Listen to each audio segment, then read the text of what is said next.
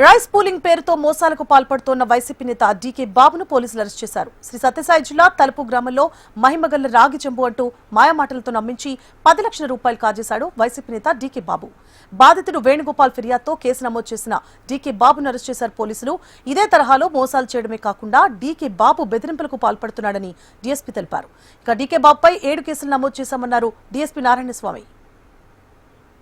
తలుపులకు చెందిన rowdy sheeter Chinthakunta Krishnareddy alias DK Babu alias Dikki Babu అనే అతన్ని క్రైమ్ నెంబర్ 10/2026 చీటింగ్ కేసులో కదిరి రూరల్ సిఐ నాగేంద్ర గారు రాక్కుంటపల్లి గ్రామం కుక్కంటి క్రాస్ పోయేదారిలో రాక్కుంటపల్లి గ్రామ సమీపంలో అరెస్ట్ చేయడం జరిగింది.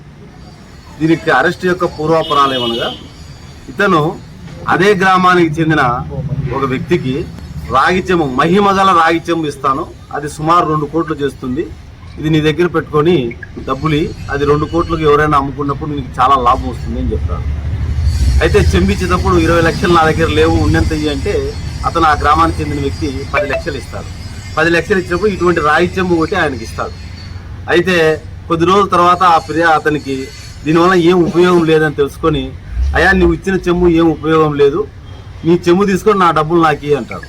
అప్పుడు ఈ యొక్క డిక్కీ బాబు అలియాస్ కృష్ణారెడ్డి అనే అతను ఇంట్లోకి లాక్కొని బెదిరించి, నువ్వు నన్నే మళ్ళీ డబ్బులు తిరిగి అడుగుతావా అని చెప్పేసి బలవంతంగా ప్రామిసరీ నోట్ రాపించుకోవడము, ఇది ఎవరికైనా చెప్తే నేను చంపుతానని బెదిరించడం జరిగింది.